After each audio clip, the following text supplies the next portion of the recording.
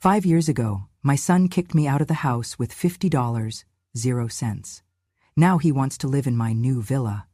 I had just returned from the cemetery, my arms still holding a faded bouquet of plastic flowers bought on sale, the faint scent of lavender from the candle clinging to my scarf. I took small, careful steps toward the door I once called mine. I should say, our. But it was my son Jacob who opened it, or rather stood in front of it, closing me out. In his hand was a crumpled fistful of small bills and coins, exactly $50 in cram-jammed ones and quarters. He flung the coins at my face. "Here, go live under a bridge, buy a hamburger, get out, old witch!" The wind whipped the scarf from around my neck, stirring the lavender scent into the air. His words landed harder than the icy gusts, and I felt the weight of every year since my husband died. Lindsay's voice echoed from the kitchen, shrill and unforgiving. "I've told you over and over, don't burn those funeral scent candles. You stink up the house like a grave." My breath caught at that. I still light one lavender candle every night for him, my dear, gentle husband, who is no longer alive to care whether I did or not. From behind Jacob, my little grandson peeked out with wide eyes. He whispered something so quiet I had to strain. "Grandma is weird, like a ghost in a horror movie," a stab of fresh heartbreak. I swallowed, clutching the plastic flowers tighter, numb and stunned. This was the facade of my own home, turned into a stage for humiliation. The door clicked shut, a cold, absolute click, the kind that seals off warmth and goodwill. I stood there in the snow, exactly $50 poorer, but 100 times more shattered. I wanted to cry, but I wouldn't, because this wasn't just about being pushed out. It was that my own flesh and blood, my son Jacob, the baby I once held on a storm-tossed night when we had nothing but water gruel for supper, now spat at me like I were garbage. That stung more than any blow. My fingers curled tighter around the stiff plastic petals. I took my first step away. I did not look back, but the house's silhouette burned itself into my mind, the white frame I co-signed for, the walls I scrubbed clean, the dishes I washed, as though doing laundry in an icy river. I gave that house away so they could have a fresh start. I thought my son's home would become mine too one day, just not like this. I looked down at the $50, half hidden in coins that clinked and echoed around me, harsh like the laughter that followed me out the door. That money wasn't just currency, it was contempt. It said, "You are worthless. You are done here." Snow fell, gently at first, then more insistently, as if nature herself could not bear the cold that had settled around me. It covered the bills and coins and soon blurred the imprint of those cheek bruises from the tossed money. The bouquet wilted in my hands, brittle plastic stretched thin, symbol of my love and grief and the price I paid for both. I stepped onto the path that led away from that door, away from that horror I once called home, toward a world wild and cold, but at least mine to wander now. I didn't know where I would go, but I knew I had nowhere left to fall than further. I had lost a home, yes, but it was more than that. I had lost the person I thought my son would be. But during all those years he was young and I raised him on porridge and lullabies. I never thought he would lose me so completely. I walked into the night, into the snow's hush, uncertain and broke. But I carried those $10 bills and coins in my pocket like bitter weights of fate. And I carried a stubborn spark inside that perhaps I did not want to vanish. It is strange how hate can grow in a house that was once built on love. It does not arrive all at once like a flood. No, it creeps in, drip by drip, like a slow leak you do not notice until the ceiling caves in. That is how it happened to me. Over the course of 3 years under the same roof, I went from being their family to being a ghost. After Harold passed, I sold the little place we had lived in for over 30 years. The money wasn't much, our house was modest, and the neighborhood had gone downhill, but it was enough to help Jacob and Lindsay buy their larger house in the suburbs. I moved in with them because, honestly, I thought that's what family did. I thought I could help, be useful. I thought they wanted me there. At first they pretended, or maybe they even believed it themselves, that I was part of their home. I offered to cook dinner most nights. I had always loved to cook, though these days I preferred simple, healthy meals. Fresh vegetables, roasted proteins, herbs instead of salt. Nothing fancy, just clean food that did not hurt the joints or spike the sugar. But after a few weeks, Lindsay started pushing the plates away. "Ugh, Is this quinoa again? She wrinkled her nose. Jacob, your mom cooks like a hospital cafeteria. I miss real food. Real food, I suppose, meant things that came out of a box or left a grease stain on the plate. Jacob would chuckle, sometimes mutter under his breath, "Yeah, Ma, lighten up. It ain't rehab in here." Then came the comments about my rituals. I still lit a lavender candle every night. That scent reminded me of Harold and our life before everything got so complicated. I never made a fuss about it. Just a tiny flame in my room, a soft prayer, a silent minute. But that, too, became ammunition. Lindsay walked past one night, saw the candle glowing on my dresser, and muttered, "Creepy. No wonder the kid has nightmares." The next morning, Jacob came into the kitchen and said, "You gotta stop with those death candles, Ma. It's weird. You're bringing some bad energy into this house." I smiled and nodded, but something tightened in my chest. Was a minute of memory now too much to ask? I tried to make myself useful in other ways. I did laundry, I vacuumed, I cleaned bathrooms when they were out, I watched my grandson when they needed a date night, I folded towels with care, ironed Jacob's shirts the way he liked when he was in high school. But the day I accidentally broke one of Lindsay's fancy wine glasses, thin as spiderweb, I saw something shift in Jacob. "Jesus, Ma," he barked. "Can you go 1 week without breaking something? You're worse than a toddler." I apologized, offered to replace it. He waved me off, stormed upstairs. That was the first night no one said goodnight to me. Then came the house papers. Jacob said he had a business opportunity. A friend in construction, a can't-miss flipping deal. He needed to take out a second mortgage on the house, but the bank needed proof of full ownership. He asked if I could sign over my share, the part I'd paid when we first bought the house together. "Just temporary," he said, "on paper only. Nothing's changing." And I believed him. He was my son. I sat at the kitchen table and signed my name where he pointed. He did not even let me read it fully, just smiled and said, "It's all boilerplate, Ma. You trust me, right?" I did. And then, slowly, things did change. They stopped telling me about family plans. My grandson stopped calling me Grandma and started calling me her. I asked once if he wanted to bake cookies with me, and he said, "My mom says your food tastes like old people." One afternoon, I came home from the grocery store to find my boxes, my sewing kit, my framed photo of Harold, my winter coats, piled by the basement door. Jacob sat at the kitchen island, sipping a beer. "We need to talk," he said. I sat. "It's not working anymore, you being here." I opened my mouth, but he raised his hand. "Look, you don't have a legal claim to this place. You signed your share over, remember?" I stared at him, at the boy I had once rocked to sleep through fevers, the man who had cried on my shoulder when his first girlfriend left him. "I don't want to fight," he continued. "We've carried you for 3 years, Ma. That's a long time. You gotta figure out what comes next." I nodded slowly. Lindsay came down the stairs, her arms folded. "She's not gonna get it, Jacob. Just tell her." Jacob took a breath. "You're not welcome here anymore. You have to leave. Today." They gave me until nightfall. No offer to help, no warmth. Just a cold decision they had clearly made long before I arrived home that day. I spent the next hour packing only what I could carry. They did not look at me. I found $50 in my coat pocket, my emergency stash, and kept it clenched in my fist like a life raft. Everything I had done, every diaper changed, every hour of babysitting, every spoonful of soup, every gentle prayer over a fading photograph, none of it mattered now. My presence had become inconvenient, uncomfortable, embarrassing. All those years, I thought I was part of their story. Turns out, I was just a chapter they were eager to close. The night before my grandson's 5th birthday party, I stayed up late, making his favorite honey apple spice cake. It was the same recipe Harold used to love.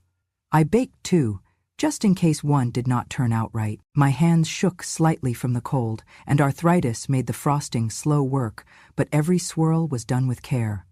In the morning, I tied the cake in a cloth bag, nestled with an ice pack, and slipped a single lavender candle into my pocket.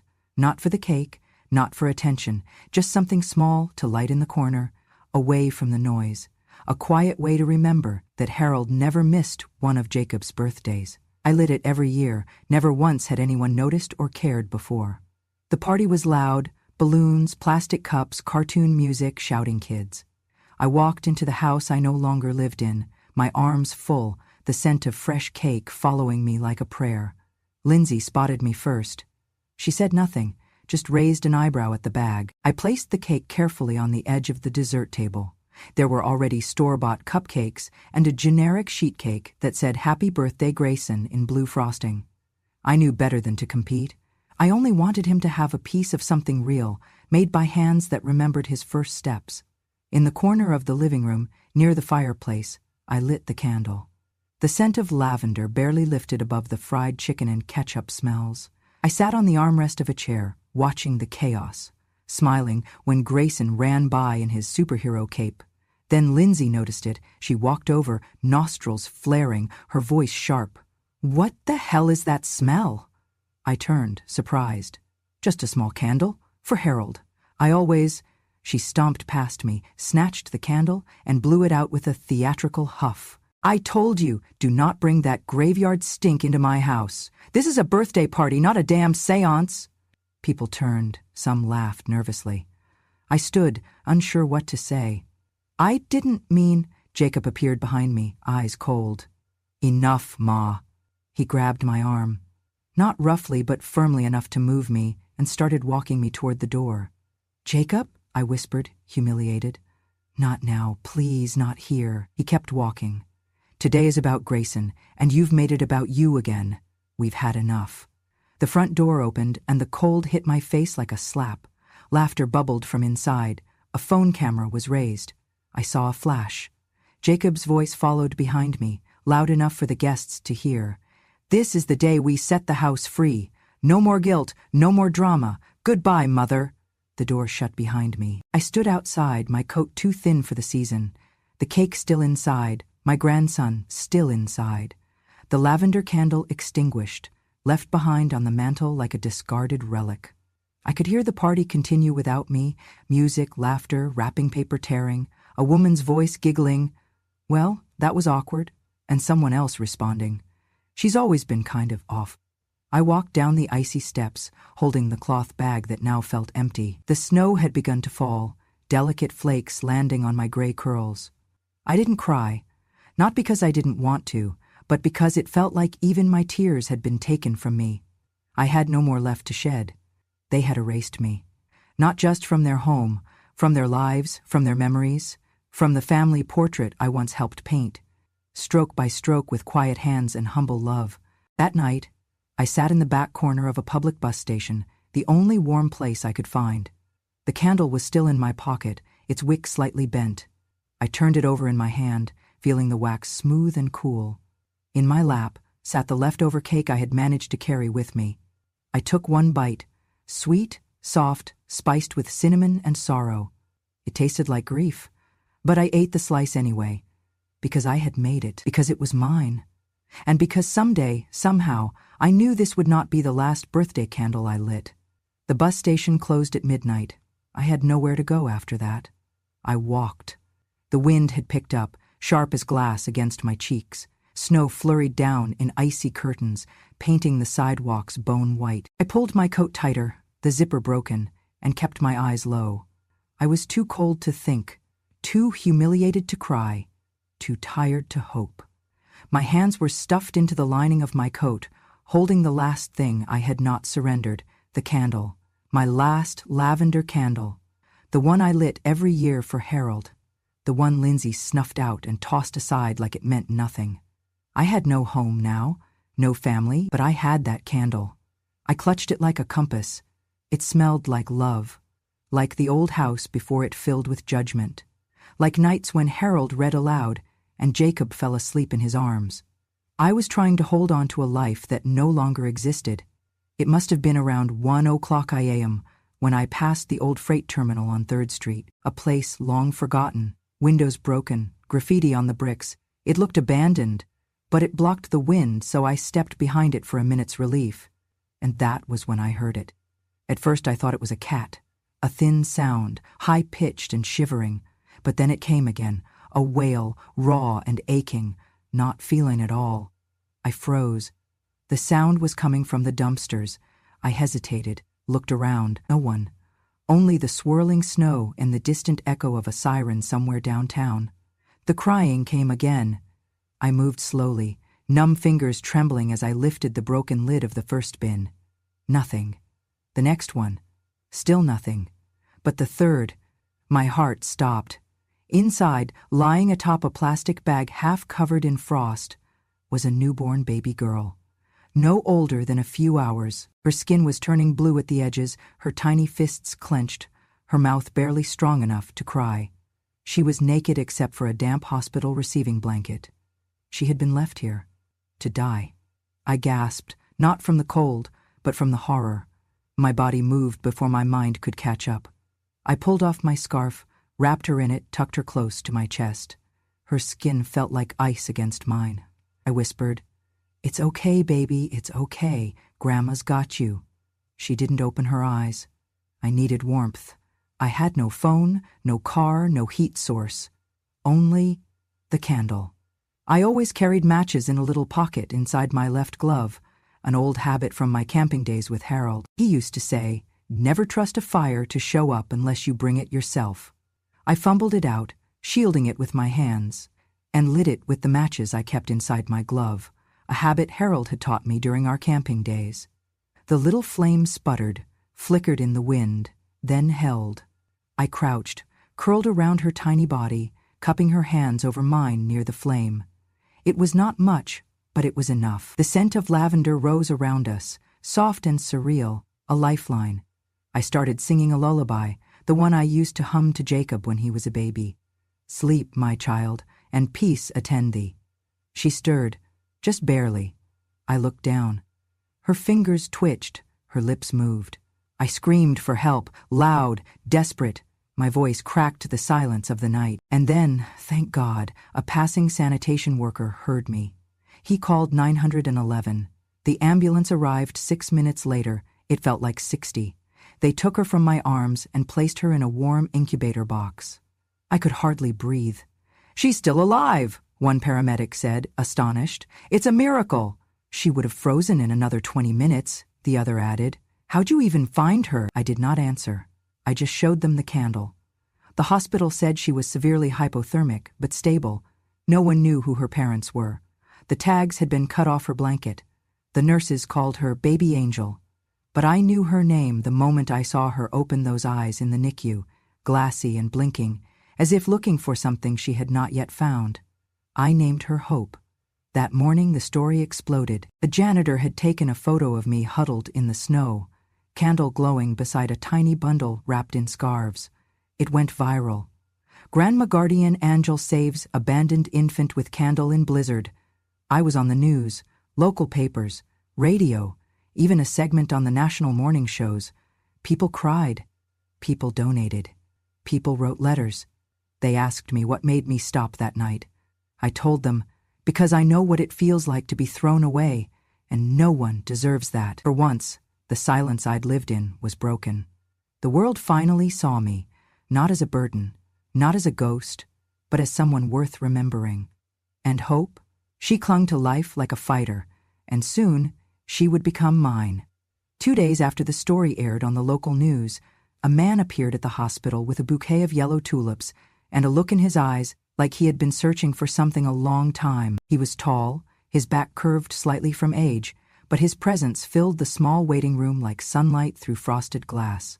He wore a tweed coat with leather buttons and carried a folded newspaper in one hand, the article about me and the baby, with my name printed right beneath the headline. "Excuse me," he said to the nurse.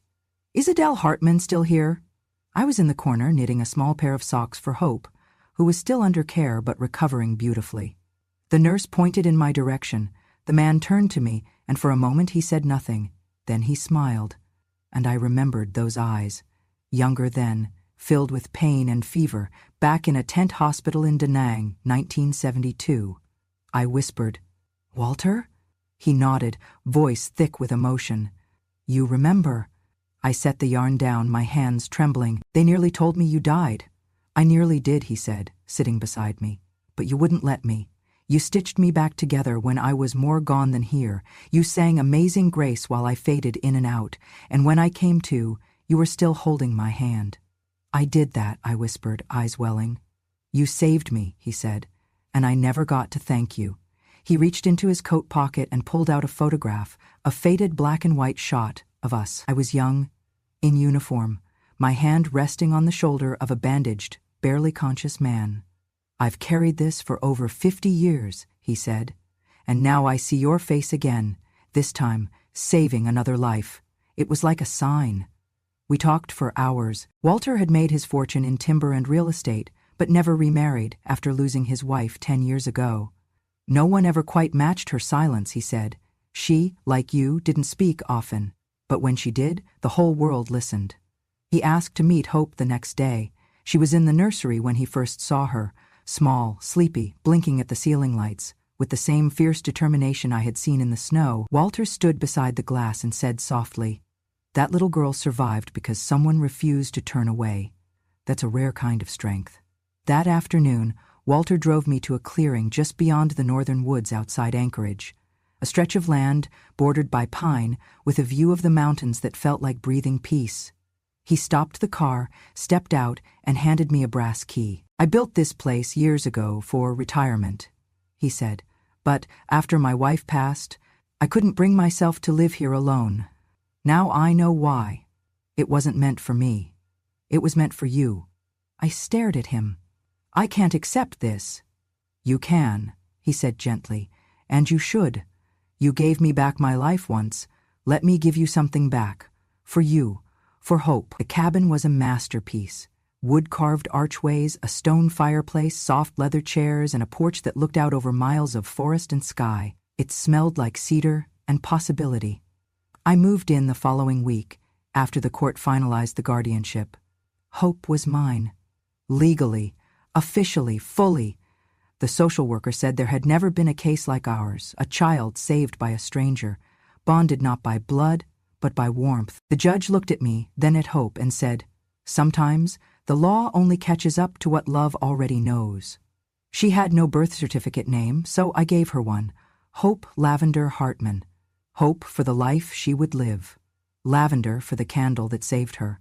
Hartman because she would never again be without a family. At night, we lit candles together, not just lavender, but eucalyptus, vanilla, and even cinnamon during Christmas. But always one lavender, always first. I would light the match, and Hope would whisper, "For Grandpa Harold," and then we would pray. Not for miracles, just for time, for grace, for warmth. She grew fast, stronger than anyone expected. At 5, she had a wild head of curls and a way of tilting her head that reminded me of myself at her age.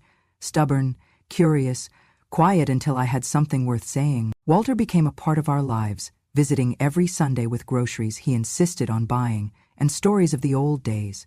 He and I would sit on the porch while Hope played with her dolls nearby. He never remarried, and neither did I, but we became something more than companions. We were two lives, once broken, now mended by kindness, his, mine, and that of a child who should never have had to fight so early to survive. We never spoke of what we were. We didn't have to. He held my hand during doctor visits. I stitched buttons back on his flannel shirts. We celebrated Christmas with hot cocoa and 3 stockings by the fire. And each year, on the night of the blizzard, we lit a single candle and told the story again. The story of how a baby cried in the snow and someone answered, not for praise, not for glory, but because that is what love does. 5 winters came and went, quiet and full of meaning. Hope grew taller, braver. Walter's hair thinned more. Mine turned snow white, not from age alone, but peace. In that cabin, surrounded by trees, I had no need to explain myself, no need to tiptoe or apologize for breathing. For once in my life, I simply was. Then, one morning in late autumn, the peace shattered. Walter had gone to the market. Hope was in the kitchen, drawing sunflowers with her tiny fingers, smudged in orange and yellow crayon. I was sweeping the porch when I heard tires crunch gravel, unfamiliar, slow, hesitant. A black SUV pulled into the clearing, the windows tinted, the license plate familiar. My heart didn't race. It slowed. The door opened. Jacob stepped out, leaner than I remembered, his beard patchy, clothes wrinkled, the scent of desperation clinging to him like wet ash. Lindsay emerged next, thinner too, but her voice sharp as ever. "Is this it? This cabin?" Then I saw the boy. My grandson, now 10, maybe 11, sat in the back seat, eyes glued to a cracked tablet, not even looking up. Jacob looked at me like he had just swallowed a bitter pill. "You're really out here," he said, "living like royalty while we've been—" He cut himself off, shaking his head. "Can we come in?" I stayed silent. The broom in my hand didn't move. Behind me, the door creaked open and Hope stepped out. "Mama, who are they?" Her voice was curious, but her hand slid into mine. Jacob's eyes flicked to her. "You adopted a kid?" Lindsay scoffed. "Of course she did. Playing saint for the cameras." "We lost the house," Jacob said suddenly. "The market crashed. The company folded. Our boy got expelled. Some nonsense about aggression. We've been couch surfing for months." He glanced at Walter's truck in the driveway. "And I see you found company." The implication in his tone curdled my stomach. "Is that your boyfriend?" Lindsay sneered. "Or your sugar daddy?" I flinched, but not from shame, from the memory of the woman I used to be, the one they could silence. Hope stepped closer to me. "Mama, why are they talking like that? Why are they so mean?" Jacob ignored her. His voice rose. "So that's it? Dad dies and you shack up with the first old man who waves $1? Is this the example you set for a child? You couldn't even wait until his ashes cooled." Lindsay added, "You're a disgrace, a parasite. We should have known when you lit those creepy candles every night, whispering to ghosts. Maybe you were praying for this, huh? To trade up? To leave us for this." Each word bounced off the porch like thrown stones, but none pierced deeper than the look Hope gave me. Not scared, just confused. Protective. Her tiny fingers tightened around mine. I met Jacob's gaze and said nothing, because there was nothing new to say. He had made his choices. So had I. Walter's truck pulled in just then. He stepped out, groceries in hand, his warm eyes scanning the scene quickly. He walked up beside me and placed his hand gently on Hope's shoulder. Jacob snorted. "Wow, this is rich. You traded your family for a rich man and an orphan. You replaced us." That was the moment. That word, replaced. It hit not because it was true, but because of the assumption behind it. That I should have stayed miserable, that I owed them loyalty no matter how they treated me. I finally spoke.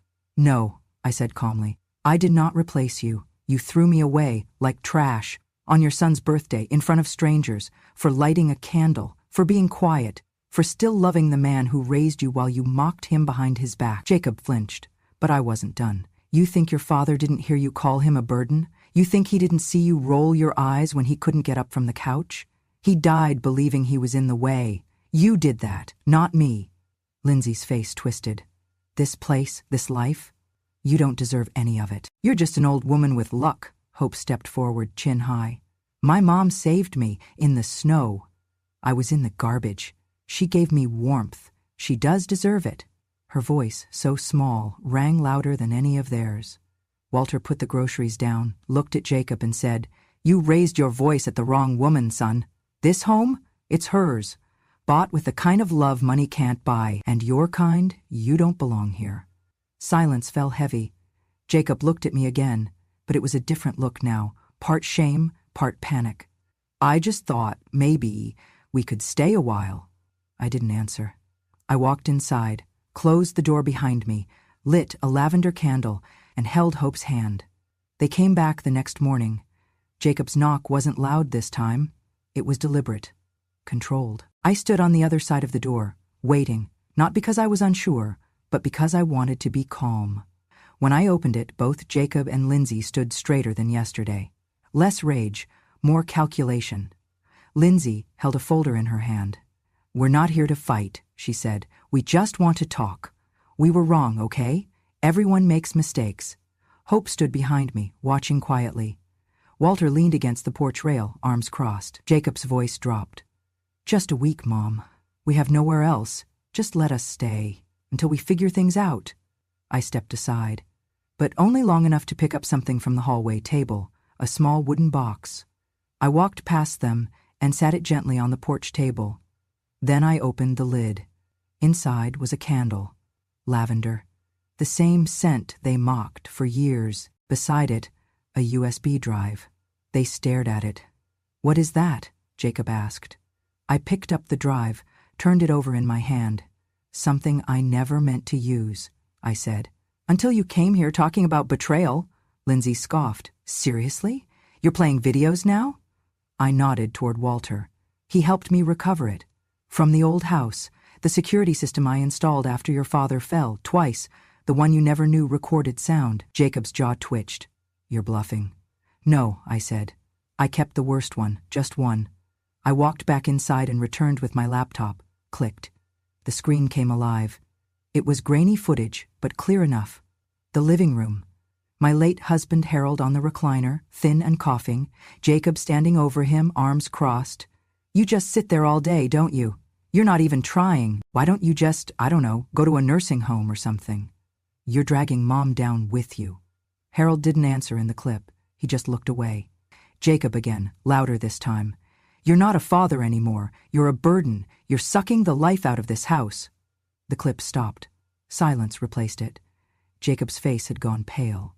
Lindsay stammered, "That's out of context." "No," I said softly. "That's the context you gave us. Your father cried that night. Told me he felt invisible. You did that, Jacob. You called him worthless before the cancer took him. And when I lit candles to remember him, you said I was crazy." Hope stood at my side, small and fierce. She said, "Mama, is that the man you loved?" I nodded. She stepped in front of me and looked up at Jacob. "You hurt her and him. You don't deserve this house." Walter hadn't moved, but he stepped forward now, placing his hand on my shoulder. Quiet, steady. He did not need to speak. Jacob took a step forward. "You don't get to judge me. You think you're some hero now, because of a kid and a cabin? You were nothing until that baby showed up." I looked at the broken man in front of me, the boy I once bathed in a tin tub, the one I sat beside during storms, the boy who grew into a man I no longer recognized. "You talk about betrayal," I said, "but how can you betray something you never honored to begin with?" He didn't answer. Lindsay snapped, "This is insane. You're choosing a candle and a memory over your real family." I picked up the lavender candle, held it between both hands. "You never understood. It was never about the candle. It was about respect." Jacob slapped the laptop shut. Then, in a burst of anger, he swiped the candle from my hands and hurled it onto the porch. It shattered. Glass and wax everywhere. Hope flinched. Walter stepped in finally. "That's enough," he said. "You're done here." Jacob glared. "This isn't over." "Yes," I said calmly. "It is." He stormed off the porch. Lindsay followed, muttering under her breath about lawsuits and karma and how we'll see who ends up alone. They left in silence, picking up dust as they disappeared into the trees. I bent down to pick up the broken candle pieces. Hope helped, gathering the wax into her tiny palms. She whispered, "We can light a new one, Mama." I smiled. "We already have." The sound of their tires crunching over the gravel faded until the forest reclaimed the silence. I stood still for a moment, not angry, not triumphant, just resolved. I closed the door gently, not with rage, not with vengeance, but with finality. Then I turned the lock. A simple click, not loud but firm. Hope looked up at me, her little hands still dusted with broken candle wax.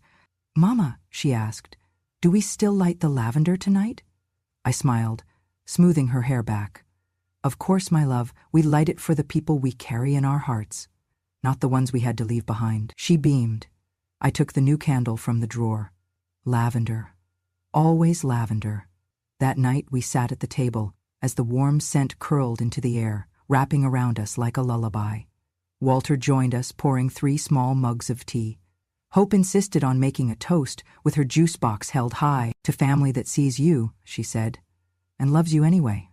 I clinked my cup to hers. "To quiet strength," Walter added, "to beginnings disguised as endings." The candle flickered gently as we sipped. Outside, the snow began to fall again, soft, slow, undisturbed. That week, a journalist returned to do a follow-up story. The headline read, "From Forgotten to Fierce, the Grandma Who Lit a Candle in the Cold." They wrote about my years in silence, my banishment, the baby girl in the dumpster, the man I once saved during wartime who gave me the gift of a second life, and the little girl who saved me in return simply by needing someone. They called me a symbol, a survivor, a force they hadn't seen coming. But I did not feel extraordinary, just determined, like a root that keeps growing even in frozen soil. But I do not feel like something risen from ashes. I feel like someone who stopped apologizing for surviving. Hope and I continued our life in the villa. Walter built her a little treehouse near the pines. She called it the Lavender Lookout. Every morning she left drawings of her dreams taped to the windows as if giving them wings. And I began to write again. Letters, memories, lessons I had once swallowed out of fear of being too much. I submitted a column to a local paper called Wisdom from the Porch. It was picked up statewide within 6 months. Soon after, I was invited to speak at a conference for women over 60 who were starting over. And when they asked me the title of my talk, I told them, "You are not a burden, you are the roots." The day I stood on that stage, I wore a pin that Hope had made from dried lavender stems. As I looked out at the crowd of silver-haired warriors, I said, "I once thought silence made me noble, but it only made me invisible. Now I speak, not loudly, but clearly." I heard from thousands of women afterward, women who had been erased in their own families, women who had been told they were crazy for lighting candles, women who were called difficult for daring to mourn the people they loved in peace. And I told every single one of them, "You do not need permission to remember or to begin again." One spring evening, as Hope and I walked the trail behind our home, she looked up and said, "Mama, do you think the people who hurt us ever feel sorry?" I thought about Jacob, about Lindsay. I had not heard from them since that final day. I imagined them wandering, still blaming the world, still unable to see the root of their own collapse. "I don't know," I answered honestly, "but I know it's not ours to carry anymore." She nodded as if that made perfect sense. When we returned to the house, there was a package on the porch. No return address. Inside was a single note, typed, unsigned. "We saw you on TV. We were wrong." There was no doubt in my heart who it was from. Regret has a certain stench, the same scent of desperation I once saw on their faces, but now it arrived in silence, in shame. There was no name, no apology, just the weight of regret wrapped in cowardice. I burned the note in the fireplace and whispered a prayer, not for them, but for anyone still living in shame that does not belong to them. On the 5th anniversary of Finding Hope, we hosted a gathering at the villa. We invited neighbors, old friends, even the fire chief who had responded to my call that night. There was lavender cake, candles lining the porch, and music that Harold once loved. Hope ran up to me halfway through the evening and pulled on my sleeve. "Mama," she said, "can I tell everyone why we light the candles?" I bent down, looked her in the eyes. "Of course you can, my heart." She stood on the porch steps and cleared her throat. "We light them," she said, "because some people don't want to see the light. They say it smells weird or makes them sad. But Mama says, when something smells like love, you keep it lit, no matter what." The crowd clapped. Some cried. Walter placed his arm around my shoulder. As the sun dipped low and the candles danced in the breeze, I looked out over the woods, the sky, the future, and I thought, this is what legacy really is. Not the money, not the house, not even the story on the news. It is the scent your life leaves behind when no one's watching. And mine? Mine smells like lavender, and strength, and second chances. I do not just survive. I bloom, every night, with every flame. Thank you for listening to my story. If you've ever been called too quiet, too emotional, too much, or not enough, remember this. Your voice matters, even if they tried to silence it. And if someone ever made you feel like you didn't belong, light your own candle, take up your own space, and never apologize for the light you carry. This was my truth, and on Grandma True Stories we honor every woman who's been overlooked, underestimated, and is finally ready to be heard. Subscribe to the channel if you believe revenge has no expiration date, that wisdom doesn't shout, it remembers, and that when a grandma speaks, the world finally listens.